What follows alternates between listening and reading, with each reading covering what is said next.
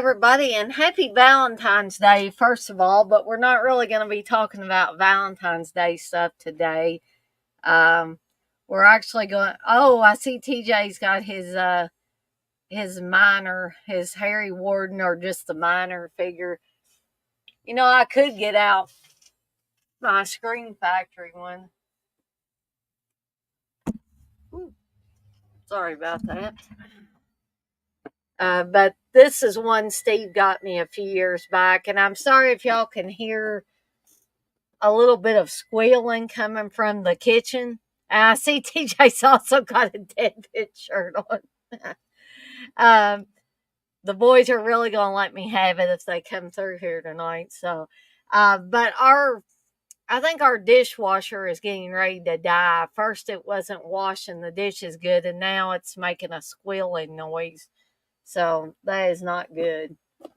I keep telling Steve, I said, we better get one before this one goes out because neither one of us likes to wash a lot of dishes. He doesn't like to wash any dishes by hand. I'll do a few of them, but anyways, hopefully it won't go out on us before we get a new one. But anyways, I hope everybody had a great Valentine's Day, and I hope even you guys got some candy or um, a gift of some sort for you guys and gals that like movies. I hope somebody got you a movie or something like that. I got roses and got taken out to eat, but that was last weekend, so that was a little bit of an early Valentine's Day. So, before we get started, I just want to talk about what the remainder of the week looks like. So tomorrow night, barring anything happening, I should be doing another Seductive Poison, the Resurgence triple threat review show. And again, I'm going to be talking about American Werewolf in London, Amityville Horror, and April Fool's Day, even though it's not April yet. We got another whole month before we get into April. Friday will be another midday with Dana and Jay. I still don't have a topic lined up, so we might just get on there and kind of just talk. And if anybody wants to ask us anything, you can do that. Saturday will be Motel Hell watch along starting at 7 p.m. Eastern time. So be sure to tune in for that. Sunday's movie munchies will be Captain Howdy Burgers. Jay came up with the there's evidently a restaurant called Howdy Burgers or something like that, and they serve these. So I'm going to try to make my own Howdy Burger, only we're going to call them Captain Howdy Burgers, like Captain Howdy from The Exorcist. So unless you guys and gals are kind of skittish about anything Exorcist related, I had somebody already tell me, they're like, I don't know if I can watch you make those Captain Howdy Burgers if there's going to be anything, any pictures from The Exorcist, anything like that. It gives them the heebie-jeebies, which a lot of people get the heebie-jeebies from The Exorcist. I'm not going to say that's wrong or anything. It's just, that's one of those movies that affects people different ways. So also Sunday's watch along will be Groundhog Day, which I know it's a little bit late to have that one, but you can never have too much Groundhog Day. Bill Murray, come on, it's fun. So we've got all that coming up to finish out the week. So I'm going to go ahead and add TJ, and he can show off his Deadpit shirt. Hi, Dana. How's it going? Good. I was almost going to sleep beforehand. That's kind of why I was a little bit late coming on here. If Well, I got anybody, my rot beer. Root beer. Rot. Okay. Anyway. I got some Mountain Dew, so hopefully I can get woke up during this stream.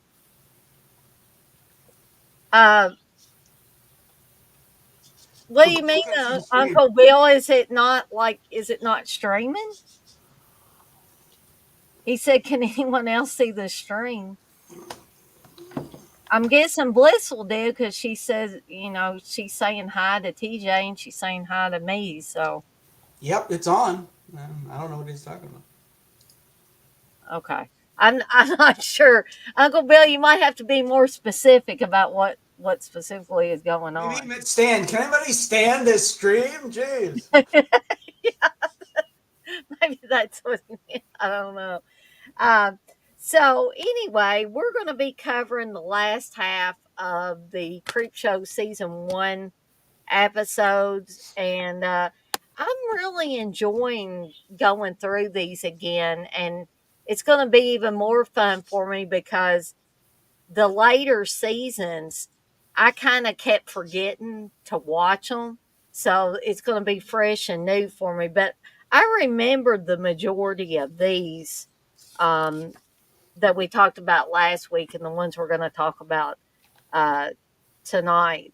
Um, so we'll just dive right into these. Oh, Uncle Bill says it won't load for him. I can watch anything else on YouTube. Weird. I don't know. I'm not sure what to tell you about that one. By the way, I think season the second story in first episode of season 2 you're gonna like. Yeah. You already seen it? Yeah. Yeah, I think it's. Are you talking about the Living one that's got the Living Evil Life with Dead Carol. stuff? Yeah, Hmm. it's. I was like, I wonder if Dana's gonna not like this because it's like a remake. I don't know if she'll like it. So Wes can see because he says TJ has the best shirt on tonight. I don't know what's going on with Uncle Bill. He can watch everything but my stream. Yeah, I don't know. But I feel like chicken for some reason. I don't know why. yeah, it makes you want to get some KFC. I want to get some chicken while I'm in the hot tub Uh, on my computer, I guess. Because Maniac, Madman, the hot that tub. man. Okay. The Do extended you hot want tub. to be in the hot tub with Galen Ross? Back then, yeah. uh, what about TP? TP can take a hike, right? He wouldn't be there. I'd be there. I would have fed him to Madman Mars. Here you go. Just leave it uh, in, whatever her name was. Susie, Roxy, whatever her name was. I don't know. yeah. Carol, Tracy. I don't know. I think those names are interchangeable on that. I'm not saying it's a bad movie. I'm just saying just interchangeable. Uh, so I guess we'll go ahead and get started with the first couple of Mm-hmm. stories. Um, the companion is the first one, and if you like, kind of creepy scarecrow type of episodes, then you will like this one really well. Um, Something I wanted to bring up before we get into the story, there's some graffiti behind the boy in one of the first shots, Mm-hmm. and I just want to see if Yeah, TJ caught it. I know what I wrote stuff down and then I lost it, so I don't know. I Oh remember. no.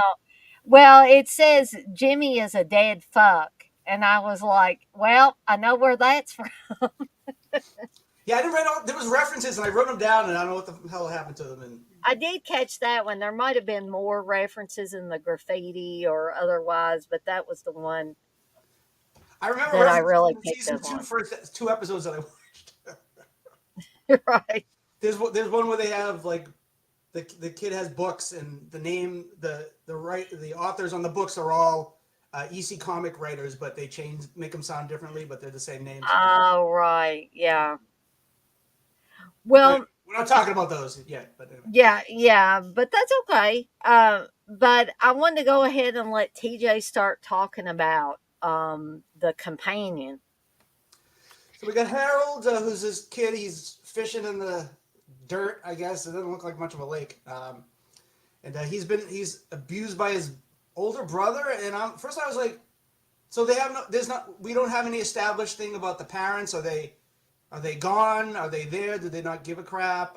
There was no mention of. Yeah, I didn't ever get that either. If they were deceased, or His who in brother the Billy heck would isn't old leave enough him to with the? be. His brother Billy isn't old enough to be his guardian, so it makes no sense. No. But it's a short story, and in horror movies, the parents are never around anyway, so that kind of makes sense. I guess we'd have to ask Joe Lansdale because he did the story for this one. Yeah, Joe, come on! Like even I even read the comic parts in the opening, and it doesn't mention anything about parents being away or whatever. And it's like, okay, well, if your kid was doing this to your other son, would you really let them get away with it? But then again, it's set in 1987 where you could be Hmm. abusive and not get away with it. I mean, and get away with it. Evidently so. So it sort of starts off like a Stand By Me or um, It, where it's like his buddy comes down and it's like, oh, what happened? Did your brother do this again to you? And Yeah. he's like, you want to come and hang out? You want to come to my house instead of going back home? And he's like, yeah, I don't want to hang out with your old grandmother and sit next to your old grandmother watching crap on TV and stuff like that. So the guy, it's like, all right. And then the kid's sitting down. His brother throws his bike off of the little bridge above where he's fishing and chases after him. Boom! It's night all of a sudden. There's no transition. It's night all of a sudden. He comes across. He gets away from his brother. He comes across a scarecrow. Um, Scarecrow comes to life. He pulls this like there's like this pole in the scarecrow. He goes into the house. He in the basement. He's hiding in the basement. He finds a body of a guy, and the guy has written a letter about what happened, like a flashback to like I don't forget what it was like 30, 40 years ago, something like that. Um, and talks about this guy. His wife died, and he built this scarecrow to keep him company. And the scarecrow comes to life, and it kills this little girl. This little girl, little brat, she doesn't read the sign that says no soliciting, don't come on my land. Just walks right in there. I'm selling my Girl Scout cookies. La la la la la. She gets mauled by the. It's white privilege. Little white girl thinks she can do anything she wants. So she gets killed by the monster. Um, he decides, oh, what am I? I'm gonna have to kill this creature, even though it's my it's keeping me company. He kills the creature. Oh, he found like bones and stuff in just like random like bones. Look like a boar or something with big long fat Yeah.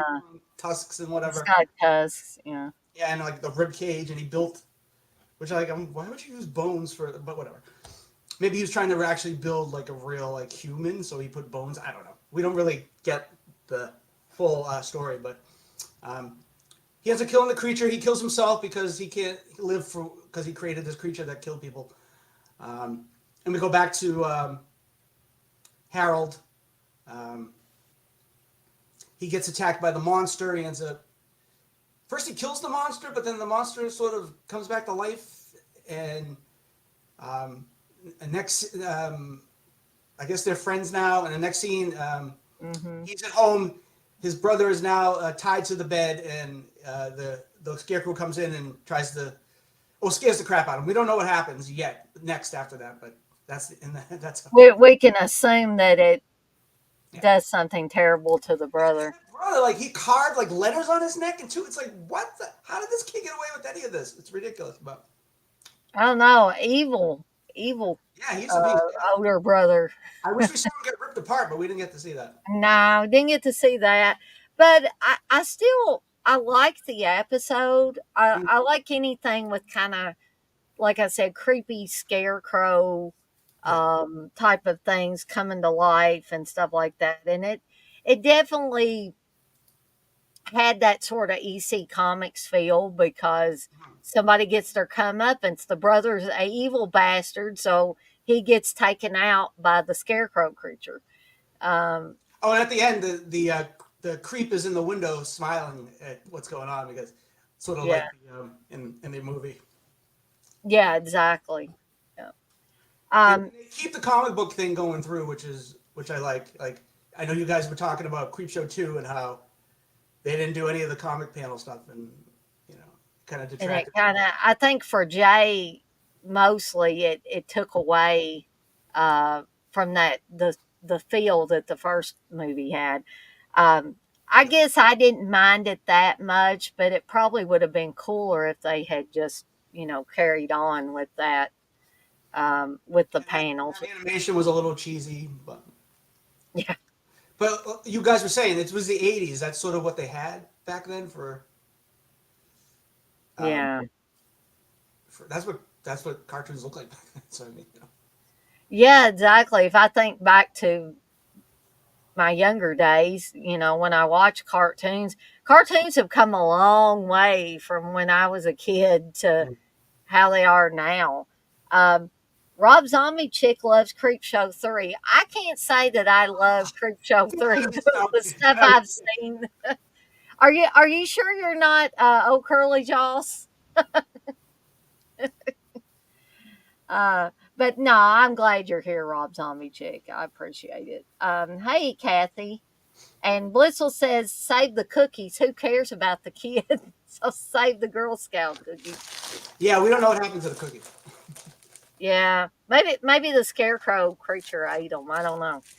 The, Um, the effects were good. The vines, they're like yeah, Scarecrow has vines that come out of his hands and whatever and attack people and stuff. And I thought that there's a little like you could tell there's some like stop motion in there and it comes up, but I mean it still looked cool.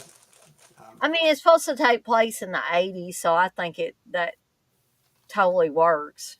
yeah, Or it works for me. Um, so really, really great start to the second half of these episodes. yeah, Um, didn't have a problem with it really, other than why is the brother so mean? Is one yeah. thing. It's like, but yeah, What a you big probably wouldn't character. have. Yeah. But TJ, is there anything else you wanted to say about the companion before we move on Nope. to the next one? Okay. Next. These go by quickly when you're watching them, and they seem to go by quickly when we're talking about them too. Because I guess they have just enough of a story for us to talk about, but it's not drawn out. There's no intricate plot, you know. Right. This ain't no Kafka type of situation. No. Oh, exactly. You'll look up Kafka, see if you know what I'm talking about. Anyway, So the next story is Lydia Lane's better half, and it's I funny. This one's funny. yeah, It's this very one's got a dated funny slant. because of the ridiculousness of the. It could have been gorier, but they pulled back. But it's still pretty gory, I think. Yeah, well, somebody ends up with a big hole in their head. And it's a simple story. There's like no. It starts off and then it gets right into the action. Yeah, it doesn't waste any time. And the story was by Greg Nicotero and John Harrison, so they Yeah. both had a part in this. It was directed by Roxanne Benjamin, who I'm not familiar with that name. TJ, do you have any insight? No, I mean I can click on her name and see what it says. Suicide. She's blonde.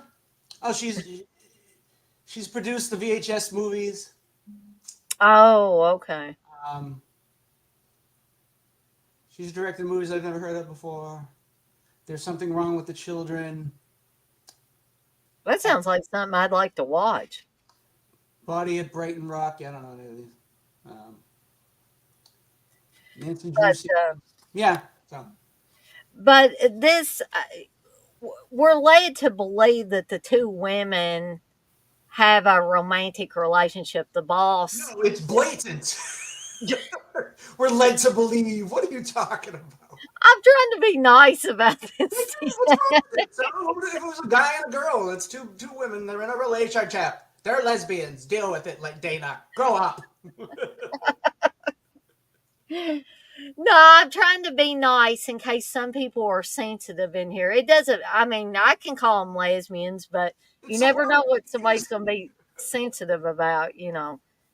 Uh, You can't say but lesbians. You can tease lesbians. That's nice. That's fine. That works. Add Okay. any expletives or prefixes to it. It's fine. Okay.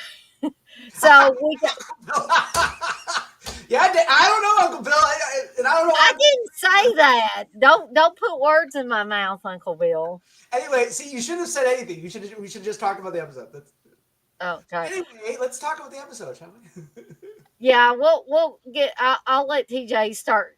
We'll just forget what I said at the beginning, and we'll let TJ start talking about this episode So or Lydia this story. Lane's better half. So Lydia's she owns this company. She's an executive. There are two people up for a promotion. Um, a guy and a girl. I don't remember the dude's name. What was Celia, it? Celia's the girl. I think the dude's Tom. Maybe? Tom, I think was his name. Okay. Tom gets it. He's very excited. Celia's pissed. Um, she's like, "You're talking about women and empowering women and uh, giving women a chance, and then you give the white dude the promotion." And she's very upset. And we find out they're in a relationship. Now the relationship is over because I'm guessing she was using her because she was successful. Because to get that mad about, because she's like, I wanted us to be together. That's why I didn't give you because the promotion was like an overseas promotion, so she wouldn't be there. So she's like, yeah. She's like, well, I wanted the promotion. I'm like, well, I guess your relationship means shit. Well, you're kind of a bitch. Uh, but I understand, she's upset that she didn't get the promotion. But I mean, like, maybe pick your battles there. But anyway, they have a little scuffle. Celia accidentally goes flying over. She goes flying over the couch. She did. She literally flies over the couch. Yeah. Lydia's like, oh God, I'm sorry, I didn't know what happened. And then she's like there with her eyes open, and it's like, oh, she's dead. She's got this award that Lydia has gotten, and it's enlarged in her head, so there's like this big giant hole in her. Mm-hmm. She pulls it out. It's all bloody and gross, and now Celia's got this huge hole in her head, and she's like, oh shit, I gotta get this body out of here or I'm gonna lose my whole career and everything. So she puts her on this rolling chair, tries to get her out of the big office building. She has told one of the employees, get Celia's Tesla. Like, Celia's got a Tesla and she's complaining that she didn't get this job. I mean, come on, talk about, I have no money. How do you think I felt when she said, just pull her Tesla around. Tesla, and she's complaining about her not getting a promotion. Screw her. Anyway, there's a comedy of, here's where the comedy starts, basically trying to get her out of the room, and then people are, hey, you should come to the party to celebrate Tom getting the promotion. Yeah, we'll be right there. There's no dead body in my office here. So she eventually gets her out into the elevator. The elevator gets stuck because it's in California, so there's been a big earthquake. She's trapped. She can't get out with the dead body, her DNA is all over the place. So And the dead body is in our chair that rolls, which is just hilarious. She gets caught. She gets like trapped by the chair at one point. But not just that's not it. That's not the also. Celia may be a ghost because she'll make noises once in a while. Lydia closes her eyes at one point. They open up again a couple of times, and she's staring intensely at her like she hates her and wants to kill her, which makes sense. And then I think she accidentally, her phone, I forget if her phone falls or it's the emergency phone on the wall, but somebody hears her and she's like, oh shit, if I get caught in this elevator, I'm in trouble.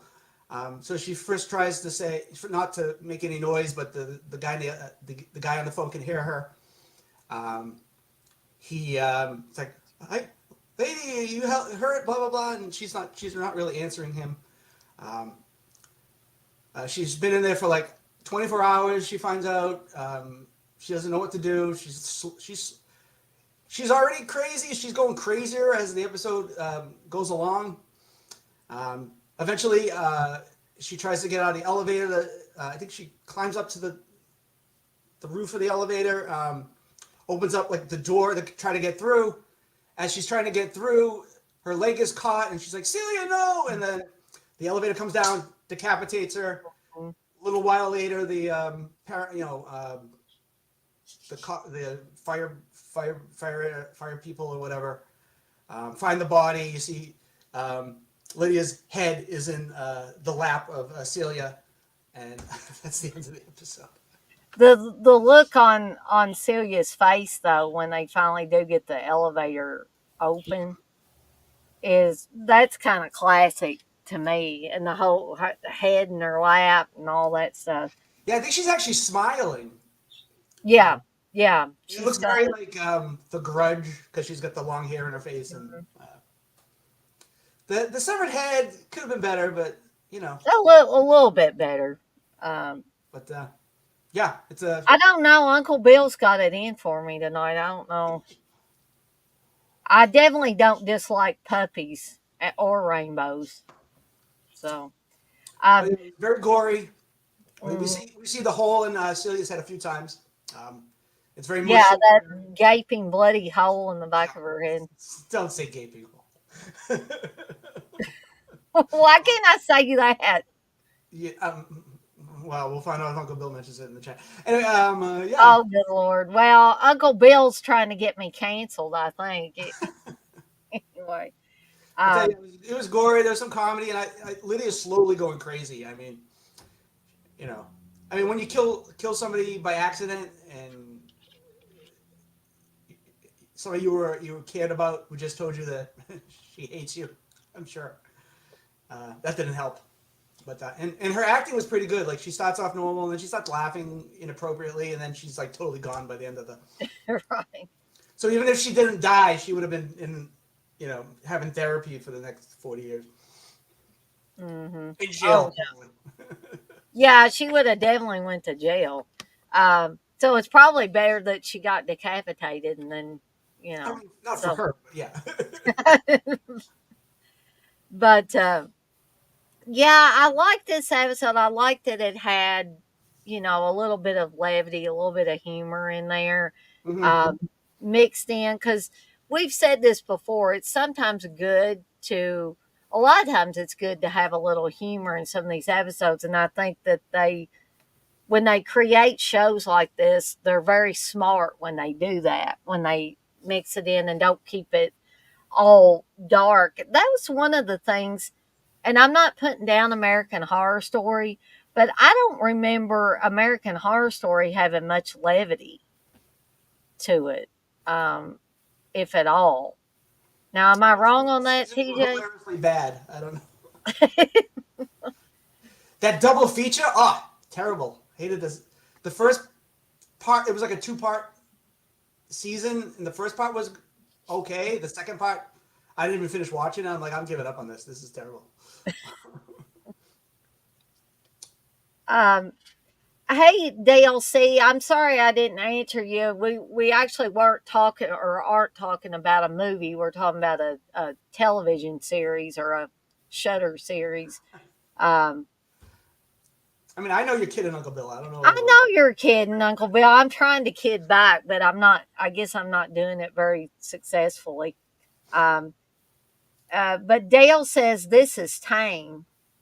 Um, I don't know if he means what me and TJ are tame or the show is the episodes are tame, but I don't know. uh, Oh, by the way, the opening of the first episode of this episode, from the beginning, there's like comic book panels, and they hint to the next story. oh There's an ad for buying a monkey's. There's a lot of cool yeah, ads. There's a great pausing material watching the episodes too. I forgot to right. mention that. The comic at the beginning, it mentions stuff that's within the episodes of the series, and just like in general, just like, That hey, gives rewatchability to it too, because it's not one and done. Because you're going to want to go back and see, okay, what little things did they throw in there that I missed the first time around.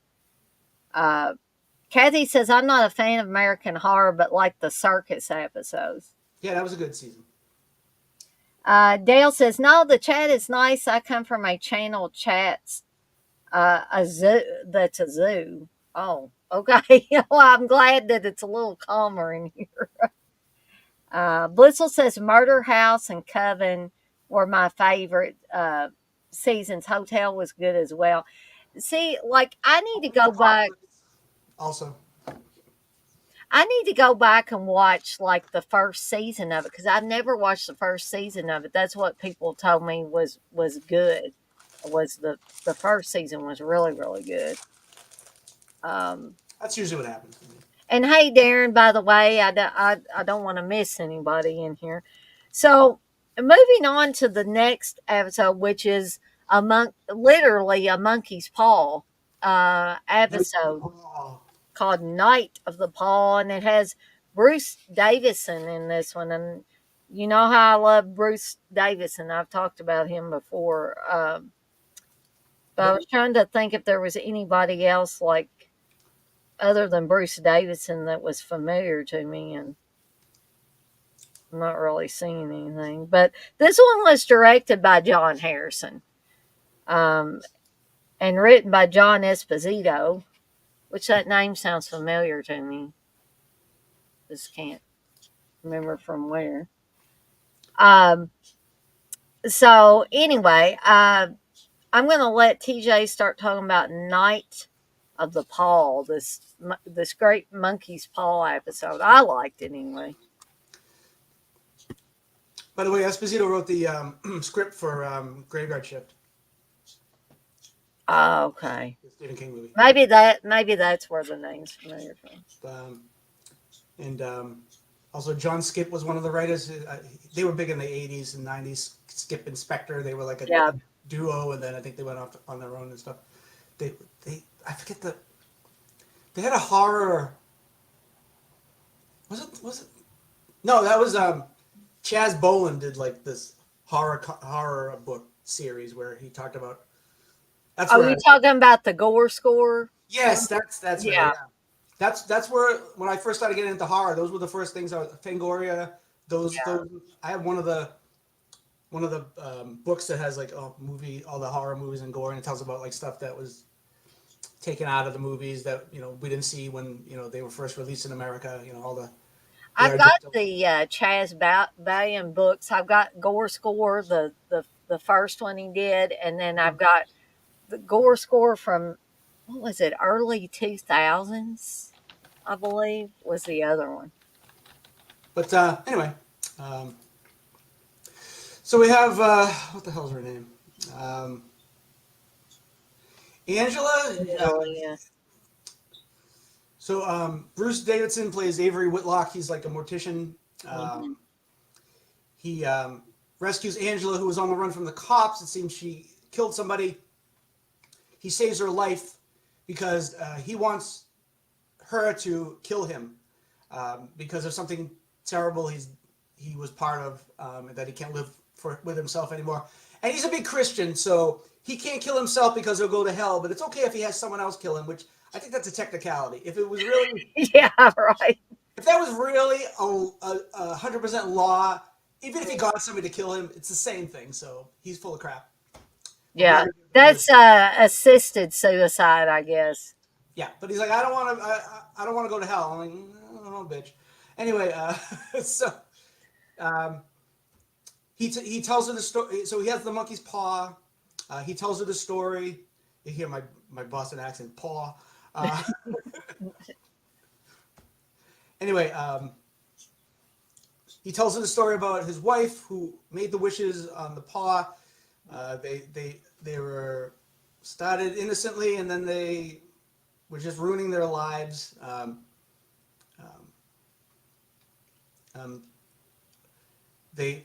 We don't really hear what the people wish, but we see the outcome of what the paw translate the wishes into, which is very not good.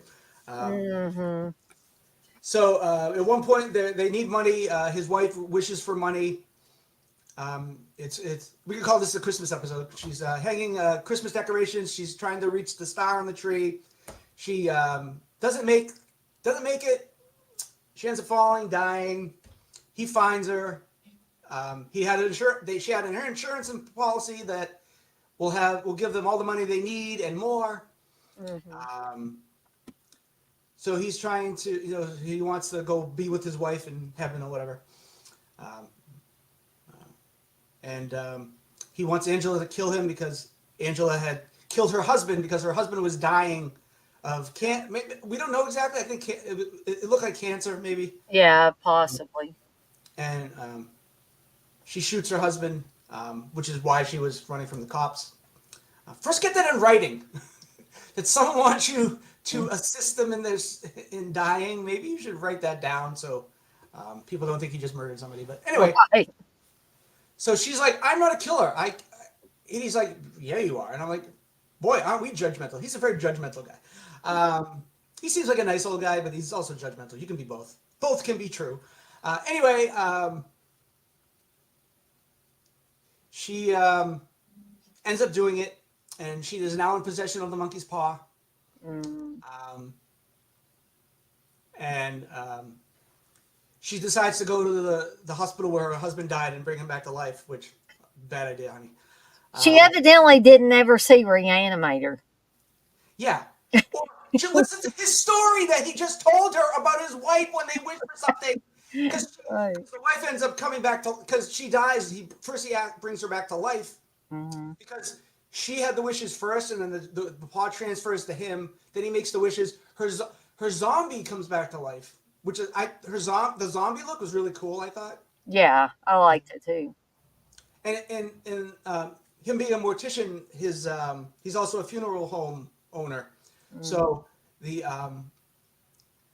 during the story when he's talking about his wife, he tells how he brought the wife back to life, but then he realized that she's in the coffin, and the coffin has a timer that's supposed to seal it forever, so you can never be opened and nothing can get into it, and so it keeps it hermetically sealed.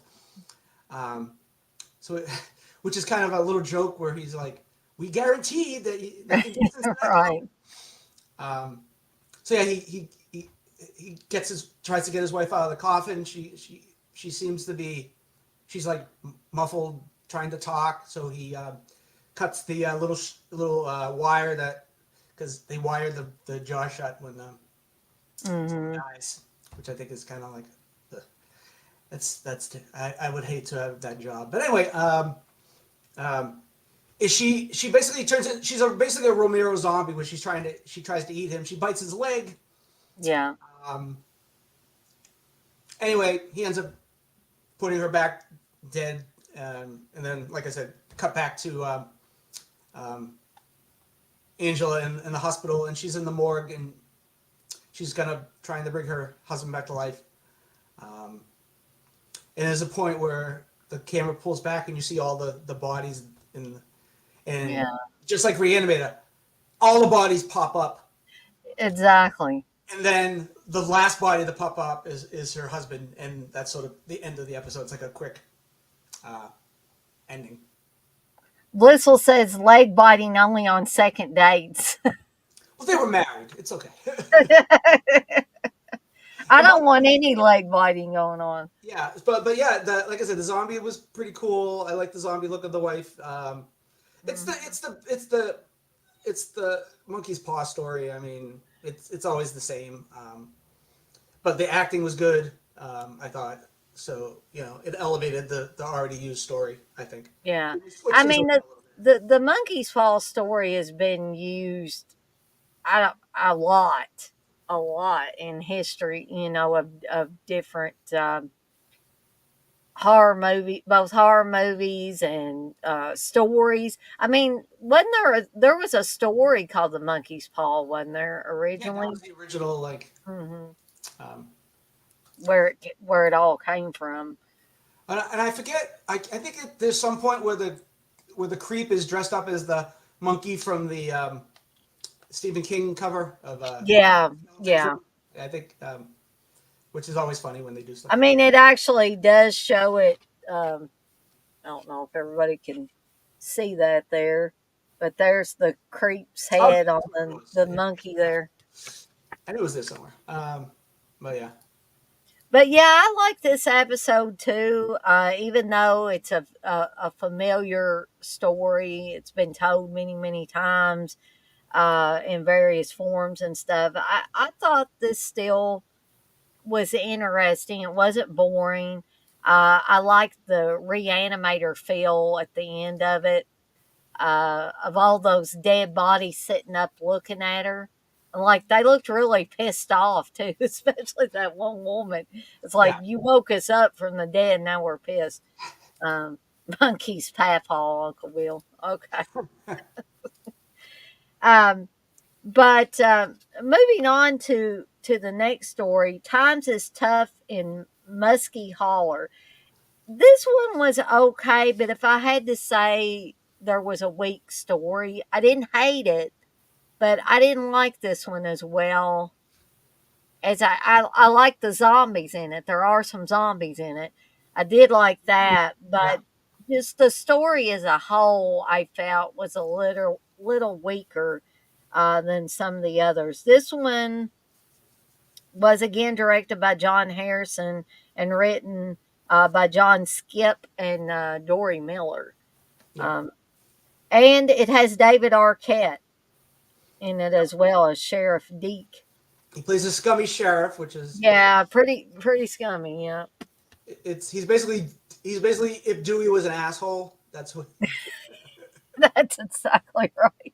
But I'll go ahead and let TJ start talking about times is tough in Muskie Holler.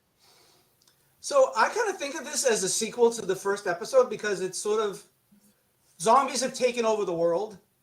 And from the Mhm. ending of the last episode, it seems that's where it was leading to. So this seems like I don't know if it was specifically done this way, but it seems like this is like the first movie was Night of the Living Dead, and this one's like between Day of the Dead and Land of the Dead. Um, I was getting some Land of the Dead vibes a little bit, just Yeah. some of the atmosphere. And it's like a lot of it's done in like this sort of underground basement, so it's like a big Land of the Dead, Day of the Dead kind of thing. So these Mm. people are caged up. There's some women, there's some men. It seems after the zombie outbreak, this sort of shyster flim flammer like Pat Robertson type dude. Uh, Yeah. like what's that? That was it. The Music Man, where the guy comes to town and he riles up all the people. You know that guy. I hate musicals. Oh yeah. Yeah. I hate musicals, but I know the reference. But so yeah, he came to town, sort of pitted everybody against each other, took over. This kind of one of David Arquette was like some schlub that he becomes the head sheriff, the sheriff of the town, because and then the the shyster dude ends up becoming mayor. Mhm. All the people that they replaced end up getting turned into zombies. Um, so we have this group of guys come down from because they're in sort of this basement underground dwelling, and they come from upstairs. They're gonna give them. They're there to apply justice to these people for what they've done. It's pretty short because it's like Yeah, it's most of short. this episode. The first half was like 80% of it maybe. Um, so this is sort of like I'd say like a epilogue kind of thing. So they come down. They're like, yeah, you screwed this town up, and you messed us up. And you turned us all against each other. You turned good people into pieces of garbage. Um, one woman's just like a gossiper, but she was doing the gossip to like bring people down, not just be like I know things. She was like sort of part of the whole thing of this guy coming in and you know uh, taking over the town because zombie outbreak. You want to be the ruler of everything. Um, There's always got to be somebody that wants to just take over in a crisis like that. he's very like, well, I'm coming to this town and I got this elixir here that if you drink it, you can walk again if you never walked before. That kind of. Anyway, they we get a little flashback stuff, um, but we get to the nitty gritty where they're sort of put in these chairs, and then these chairs are raised up, and then their heads come up into the ground, sort of It like, looks like a big slice of pizza. That's what I thought. yeah. It's a little bit like Motel Hell, where all their heads are sort of, Right. or I don't know if this, or it could be a reference to Ted Danson and something that tied you over, where his bed would be in Yeah. the ground. But anyway, their heads come up, and the whole thing is we find out it's an execution, but it's sort of in a stadium. So there's like, we don't see them, but there's like a big crowd of people. We hear them cheering, so it's sort of a little bit like got a little bit of Running Man going on here, kind of situation. And how they enact their justice is the zombies of the people who they killed are let out of a cage and crawl over and basically kill them all one by one. Mm-hmm.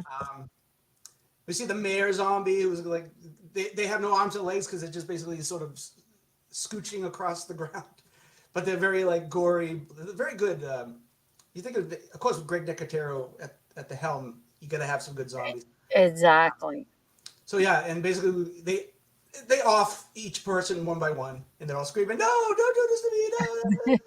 And they basically have to watch the others be eaten Yeah, before they get to which them. I love this part because it's just hilarious, like ha ha, but it's also funny just to see them like freaking out. And then David Arquette's like, you know, the zombies right up against his face. Yeah, and that's the end of the episode. So Yeah. A decent episode. I mean, it was short and sweet and to the point, and I love the zombies. I think the zombies were the best thing about it. And yeah, of course, like TJ said, when you got Greg Nicotero at the helm, you're going to have some great zombies. That's, you know, they uh, looked a lot like the in Night of the Creeps. There's the one specific zombie whose face is gone. That's what they look like. yeah, Their skin was sort of falling off, but you can see their skulls and stuff like that. And then the shyster dude, his face gets ripped off, and he looks just like one of the zombies. He's just like, right. ah! It's like it was satisfying seeing him get his face bitten off like that. Yeah, because you listen to this guy for how long do we have to listen to him rant? And, Yeah, the whole 10-15 minutes he was just blah, yeah, blah. I'd say, Kill yeah, this guy about 10 or now. Kill 15. him now. It's like Donald Trump. Stop talking. That's what somebody needs to do to Donald Trump. Yeah, I wish there were zombies. I'd send them over there. Uh, but anyway, moving on to episode 6 and the last two episodes, which the Skin Crawlers episode, I liked it. I loved it, and it reminded me of David Cronenberg. You know, if I didn't know any better, I'd swear David Cronenberg had something to do with it, but he didn't. Nope. Um, because you've got fat sucking leeches. I ain't lying. That's what these things are. They're like liposuction with The leeches. leeches aren't fat. They suck out fat. Yeah, yeah. They suck out fat out of the body. So I'm going to go ahead and let TJ start talking about the skin crawlers. And I think Savini directed the second one. Yeah. Um, who directed the? Wait a minute, I lost my. Well, Roxanne Benjamin Yeah, she directed this. directed this one, which it's very like you said, it's very Cronenberg. Um, a little bit like uh, It's sort of like that movie Slugs too. Slugs. Mm-hmm. Yeah. There's another movie I was thinking of too. Um, the movie I can't remember. My favorite movie. One of my favorite movies, and I can't remember it. Oh, TJ, you're getting like me now. River in Egypt. Sea Nile. Um, The Kindred. It reminded me a little bit of The Kindred. Oh, the Kindred, yeah. Anyway, so we have this sort of like I don't know, he's a reporter or a writer. Henry, played by Dana Gould. He gets called to this trial about this. So there's this guy who's supposedly a fat loss like genius, where he figured out he used to be heavy, and he figured out how to um, make himself thinner and other people, and he's been testing it out. And he wants to give this dude Henry a free sample, basically, because he wants to get the publicity from it. So they meet up they meet to this place. There's two other people. There's this girl Kelly who has this big goiter on her throat, which is Yeah. gross. I was like, she's not just overweight. She's just like, Unhealthy. yeah. I'm like, and there's jokes with food, like they're there and they're offering donuts, and she goes, "This is a weight loss. Why are you offering donuts?" She's like, and the doctor's like, after we suck out after we get all the fat off of you, Won't you have to worry about it ever don't have again. to worry about it. Yeah. Of course, Henry's like, I'll take a donut. Yeah, he's not going to pass that up. So we find out there are these monstrous leeches that will suck up the fat and make you thin. And he's had cases that have just worked, and there hasn't been a single person who hasn't worked for. And they lose the fat in days. He's like, yeah, I don't want no leeches sucking on me. I don't trust this. And he goes off. And then some time has passed. He's gotten a lot heavier. He meets up with Kelly, who's now skinny, and she's now a spokesmodel for the leech sucking. I don't know what else to call it. I forget what the name of the company is, but whatever. And he's like, and she's like, she's nice when she's heavier. Now she's not totally mean, but she's like, I bet you. I'm sure you don't have a girlfriend. I'm like, She's whoa. kind of snotty, I Yeah, guess. I know you just lost a bunch of weight, but you used to have a giant thing on your neck, honey. I don't think you should calm the hell down. But she's still sort of like, yeah, like, she's just happy that she lost weight, and she's just trying to convince him to join the trial because he really or the thing. So it's going to be shown on TV. There's like sort of cheesy hyper Morning America, Regis and Kathy Lee type of Right. Regis and Kelly and whoever else she's with now. And he's going to be Henry's going to do it live on air. Mm-hmm. Meanwhile, there's a solar eclipse that's going to happen. That hasn't happened in 100 years. They're talking about it on the news. We see he's about to get the thing done with the leeches. We see the eclipse starts happening, and once the eclipse has been starts over the sun, everybody starts getting sick.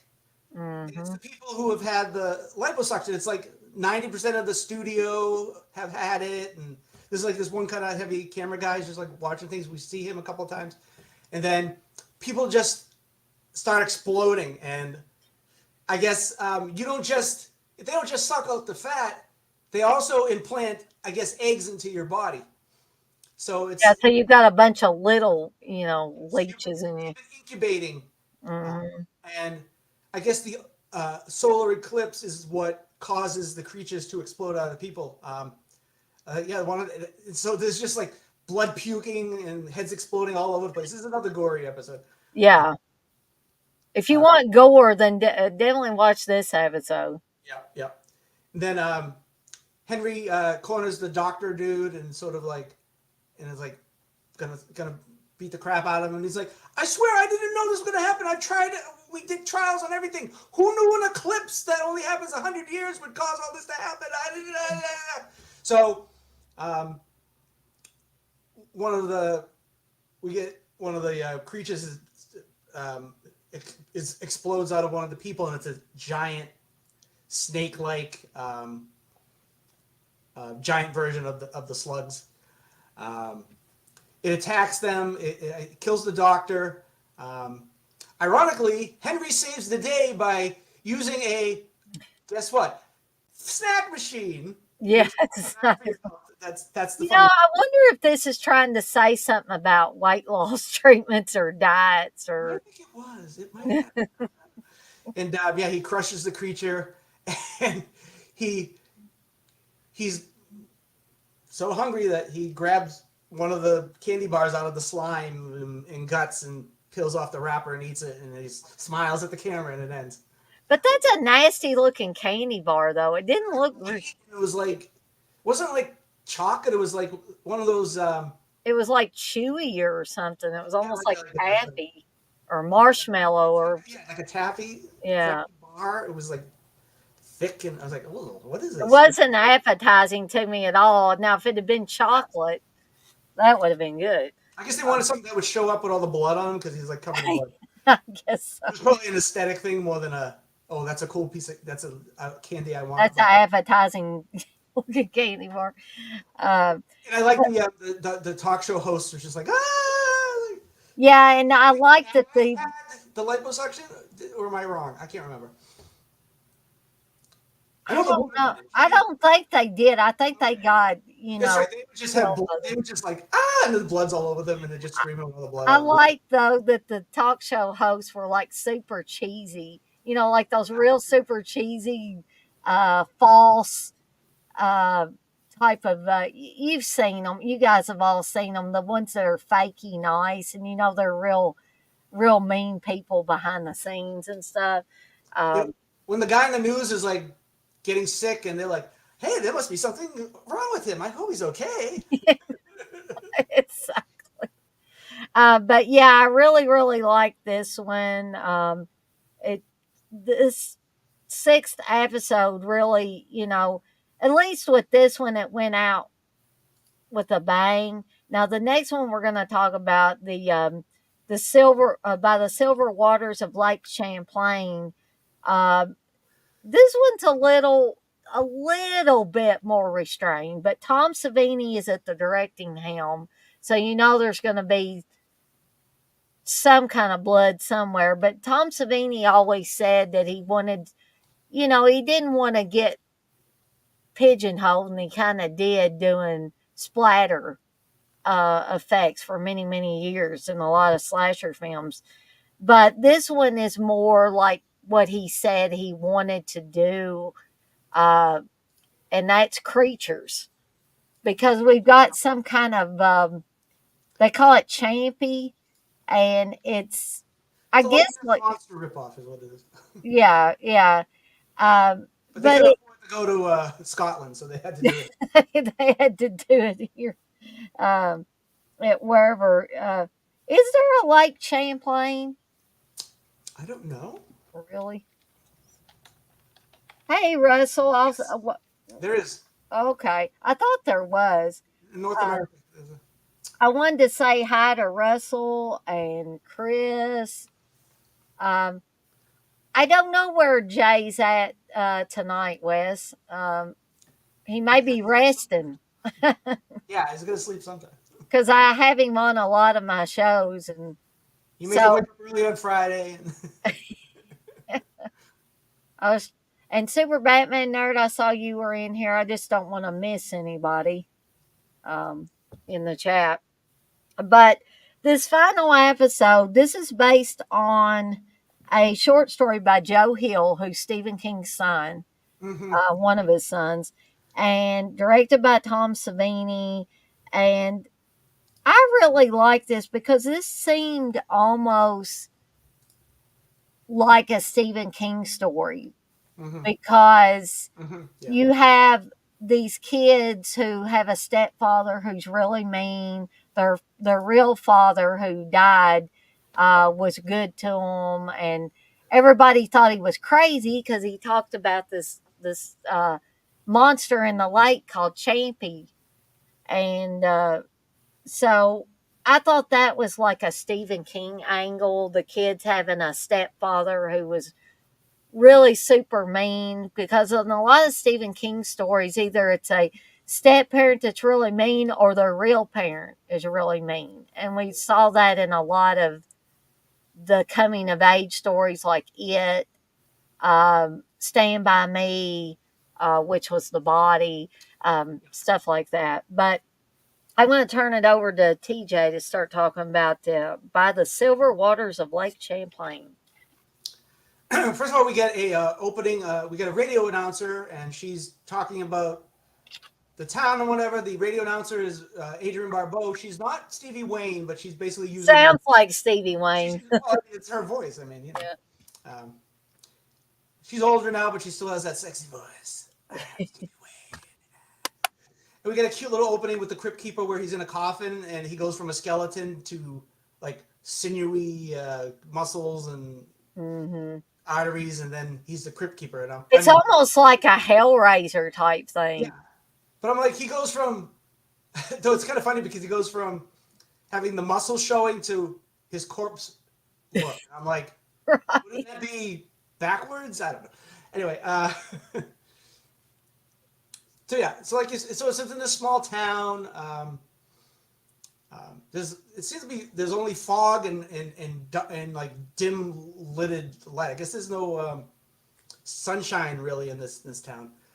Like you said, we have this abusive.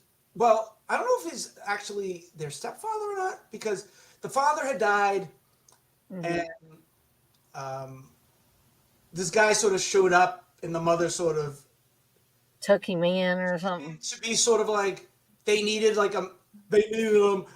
This is where the story is like they needed a man because she couldn't handle being handle things on her own because she's just a woman. Which I think okay, calm down there. But anyway, so she takes the dude in, and he basically just wanted her because he knew there was a insurance policy from her husband dying. So we get the backstory about him. He thinks there was this monster in the local lake. Hmm. Like you said, the townspeople thought he was crazy. He never had proof. He would go in there, and basically he wasted his family's money, and also spending time with his children and his wife to go searching for this creature. There's a point where the daughter tells the mother is like she's like, your father didn't care about us, and he's like he wanted you to believe. He really wanted you to know that this thing was real, and it had, he didn't mean to, but then he did. I mean, I don't. He's sort of I don't give him 100% clearance on this because yeah, he kind of you don't spend all your money searching for a creature that may or may not exist because you think it does, and then leave your family and whatever. Um, so we have Rose, the young daughter. She has this boyfriend, and the boyfriend of the mother is sort of like.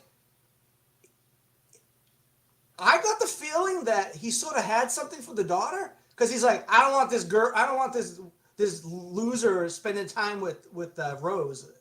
Yeah, it was sort of a lecherous Yeah, it type was. of thing. I get the protective thing, but he seemed a little bit more like he Mm. didn't do anything overtly, like he was, doing something to her. But it just was the creep factor. Like he was at this level where this level is not doing anything. He was like a millimeter from me. Below the. It's like, no, this is not. But I mean, that's kind of hating the character, and it's like you got to hate the character fully because he's a piece of garbage in this. Um, so it's the point where he's like an ex. He was in. So this must be set like back in the 80s or something like that because he's mentioned. Oh, I was in Nam, and he doesn't look like he's Yeah. like 30, maybe 31, 32, something like that. So this is an older story. And the boyfriend, or the guy who Rose likes, comes over and he's sort of like he's got like a little headband on and he's like just in fatigues and he's got the knife and the guy's like, yeah, you think you know how to handle a knife? And he sort of takes the knife and he's threatening the kid. You ever come near here again, I'm gonna skin your hide with this knife of yours. And so it kind of looks like the kid is trying to be like Rose's sort of guardian. We don't have any knowledge of it, but I'm going to assume that he's trying to be a tough guy because of the mother's boyfriend being such an asshole. But Hmm. he's too intimidating even for this kid. And the kid's sort of like I wouldn't say Daniel from Karate Kid, but he's sort of in that like I don't know. Like if William Zabka was a wimp, this would be this guy. So so anyway, Oh god, what happens? Yeah, there's a thing with the dad. The mother's like, well, he's been here for us, and the Rose is like, he's just there because you had the money, and now that there's no money anymore, I don't know why he's staying around. It was one of those I'm looking for a job type of guys, but he's not looking for a job. He's just living there, and No, and Rose kind of stands up to him. She said, "You weren't looking for a job. you're at the bar. Yeah, You were at the bar." And yeah, I kept expecting him to get up and like slap her across the face, and he didn't. He didn't ever go quite that far. no, like I said, he's at this level. He's almost above where he's, you know, it's all intimidation more than actual like um, going through with anything. Anyway, and Rose has like her father's notes. Um, so she decides to go to the lake one night, and she's just sort of she's reading a book, and she sort of just smashes into something, and there's like this big like rock, but it's very like shiny and fleshy looking. Mm-hmm. Um, and the dude, the young dude shows up, and they see it, and it's a it looks like a it's a dinosaur basically. It looks like the Loch Ness monster. It's got really long, sharp teeth. What's that? What's that one with the really long neck? The dinosaur, like, was it? Is that The not? brontosaurus, Yeah, or it sort of looks like that. mm-hmm. It looks like the classic Loch Ness monster, with the head above the water Right. and the body, and looks like it's just like one of those giant undersea fish. Um, so yeah, and its neck sort of turned, and it's like it's creepy. Like it's well, I don't know. I'm weird. It's between cute and creepy in my book, but It looks almost like something that would be in a children's book, though. it looks like it's smiling. Remember that book, Danny and the Dinosaur? No. Y'all remember that? He had a brontosaurus. Anybody in the chat ever hear that? Maybe I'm the only one that ever read that book. I loved that book when I was a kid. But yeah, so and then the little brother shows up. Oh yeah, there's a little brother. I forgot the little brother. Little brother shows up. I think at one point the boyfriend is like, oh, little kid, and he should be out there playing and getting dirty, and he's in here reading or whatever. That really the next season first episode. There's some of that happening. But anyway, so Rose is like, oh, my dad was right. There is a monster, and she says something that you gotta listen to. She goes, it's not as big as he said it was. That's gonna come back later. Mm-hmm. So, but you can tell where this is going. So she wants to she has a Polaroid camera, which is like, okay, that's why I'm thinking it's set back in like the probably 80s, early 90s. But then again, I think the Polaroid cameras, they have them now, like new ones. Yeah. Which is funny because like I think back then, like back in the 80s or 90s, Polaroid cameras were like $30-$40 or whatever. Now they're like $100 because they're like Retro or whatever, vintage. Vintage design. Like, oh, come on, please. And I think the paper, like the actual like paper or whatever that's the printout of the is like those are like $20 for 12 or $30, some weird, like, what? That's crazy.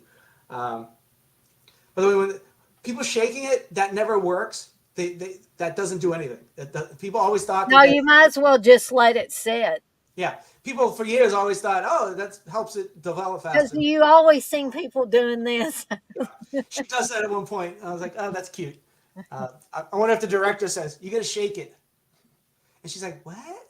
Because she's like, If Tom Savini was saying, yeah, you got to give it a shake there. yeah. And then the dude she likes carves the father's like name and like the date of when the discovery was made, and that was the only thing I didn't like was they carved into this poor creature. I mean, it was dead, but yeah, I know it was dead, but I mean, still, couldn't they have like gotten a piece of wood and carved in it and propped it up to the? I think it's supposed to be the sort of like when you carve, your girlfriend's initials into the tree. I think it's sort of that, even though it's not her name, but it's for her kind of thing. I think that's the whole point. And then he's like leaning on the thing above where he carved. He's smiling, like take the picture. I'm like, okay. Anyway, um, the uh, the asshole dude finds them, threatens them, and he said he's going to take credit for it. He's like, I found it, and I'm going to take all the credit. Screw your dad, your loser dad. Um, your dead loser dad. Um, and I think doesn't he smacks her down at this point, right? Doesn't he smack her across the face at some point? Or son, or he's throwing them around and stuff Yeah. because He's threatening the dude she likes, and he's like threatening with the knife, and he's like knocking him down with his marine skills or whatever. yeah, I think the kid actually looks like he's in like a karate gi type of thing. yeah, he does. But yeah, he's no match for the big tough Nam veteran. Um, so it looks like he's about to really like maybe kill them at this point when we hear a growling noise. And like I said before, the dad thought the creature was bigger. Well, that's because the dead one is the child. The Yeah. mother is the one who comes. And the mother basically comes, grabs the dude, chomps on him, lifts him up. He's screaming. He's dead. Uh, So I wondered, TJ, if we're led to believe that the boyfriend of the mother killed the baby. Did he she see didn't know it? it was there. So I wonder what happened to it. They never did explain. I think it just, yeah, I don't know. Maybe it just died. Um, yeah, no, there was, no. He didn't even know it was there until he found them.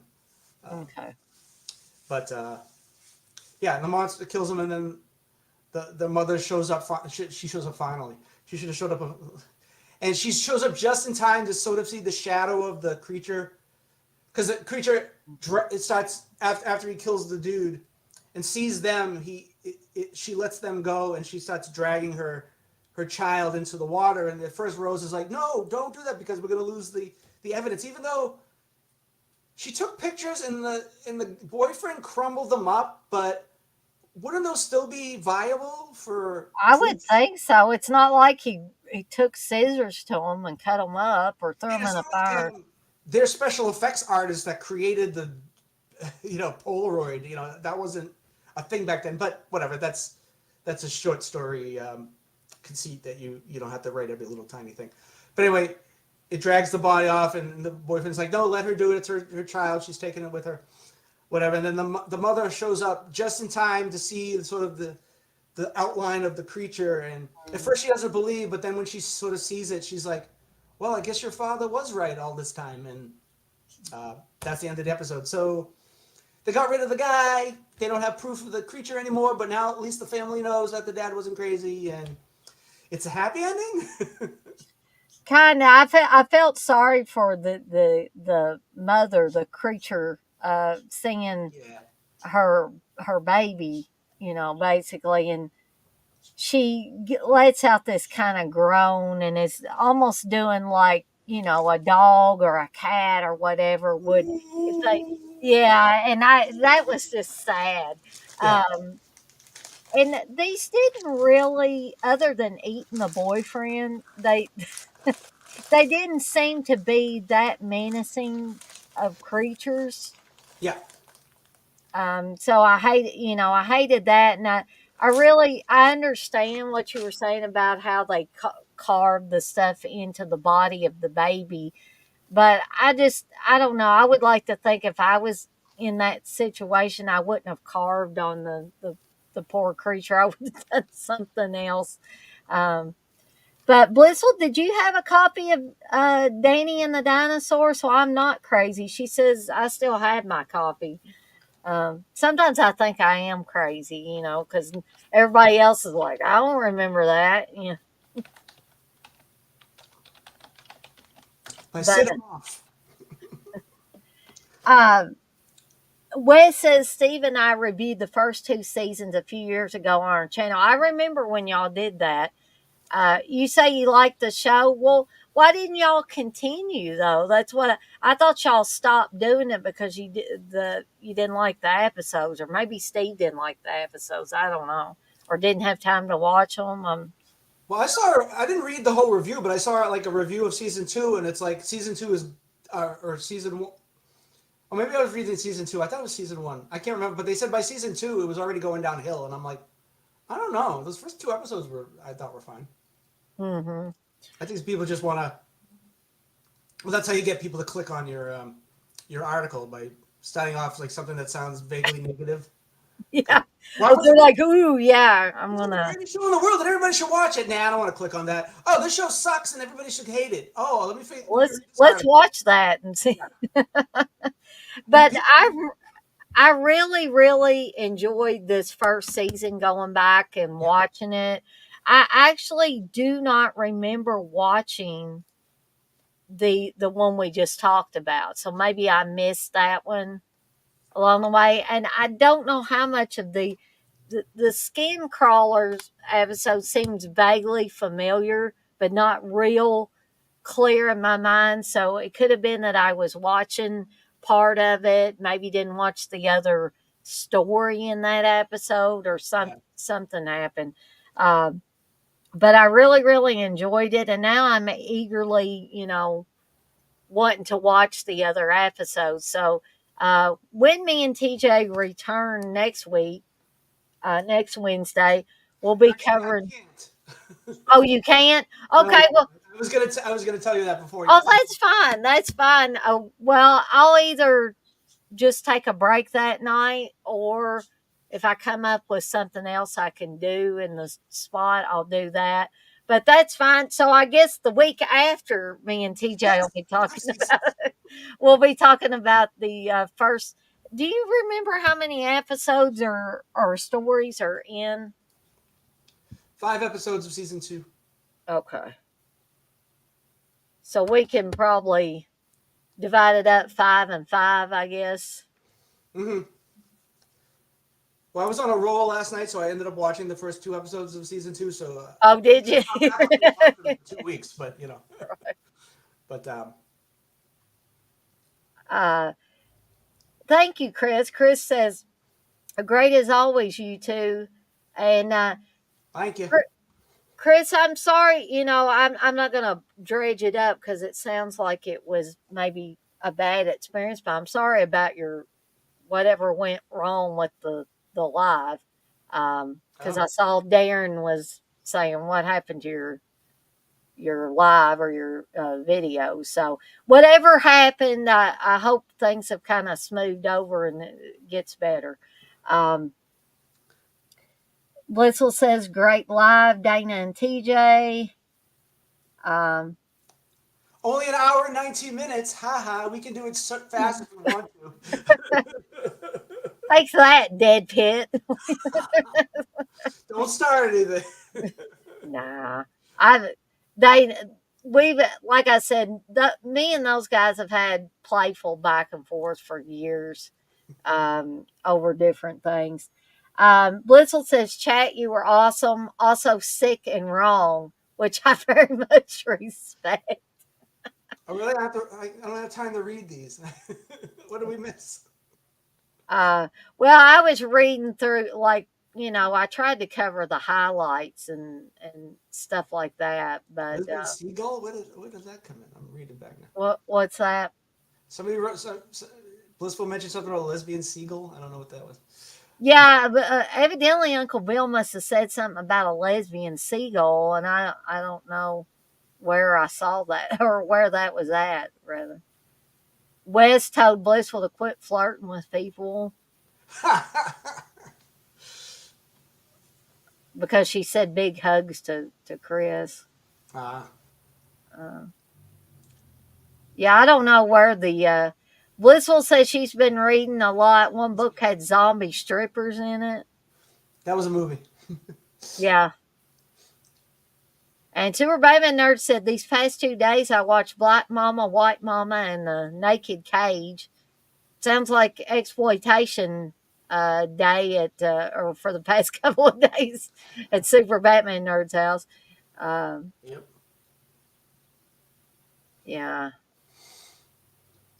I don't know where he said something about lesbian seagull. Uh, but anyway, Kate Siegel? No, she's married to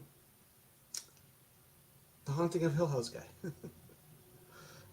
there was so much stuff about lesbians there for a while that I guess I missed that. Uh, Anyway, we lesbian started that. lesbian puppies and Chris says Scream Factory Valentine's Day sale, good prices. Hmm. I forgot all about the Valentine's Day sale.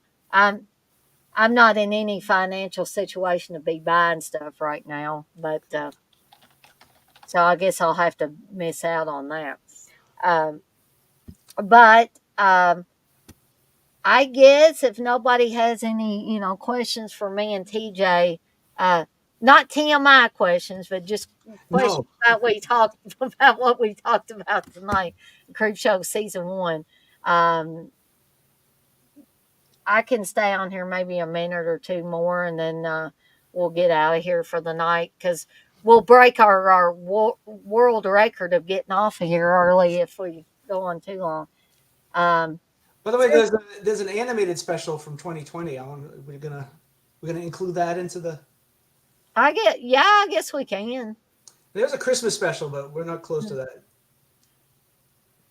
Super Batman Nerd says, yeah, Dana, black exploitation and women in jail and prison exploitation on the down low. um, TJ, Blissful's got TJ and then the laughing emoji there. I'm funny. I guess because you said no about the TMI. Yeah, I know. TJ's not into the TMI. Now, Jay, he's into the TMI. And we I don't know still, why I eat. me and, not me and TJ, but me and Jay are going to do another TMI show, but it's not going to be about sexual escapades, I You already promise. told everything. Well, Jay says he doesn't think he has any more stories going in that direction anyway. So, um, Blissel says your expression was priceless, TJ. Well, when this is on YouTube, clip that and put it up somewhere. Oh, like, comment, and subscribe, by the way. Yes, please. Sarah Batman Nerd says TJ be like, oh my virgin ears, la la la la la. I wouldn't say virgin. But I guess we'll go ahead and call it a night, guys and gals. And I want to thank TJ for being on here with me again. Thank And you. you won't see us next week because TJ's got a prior engagement, I'm guessing. I'm not going to ask. Um, it's none of my business what he's doing. I don't pay him to be on here. He just agrees to come on here and hang out with me for an hour or two or whatever we do. But thank you, chat, for being in here with us as we talked about these last few episodes of Creepshow season one, and we'll see everybody next time in 2 weeks for this anyway. Bye, everybody. Bye, Nice. TJ. Good night.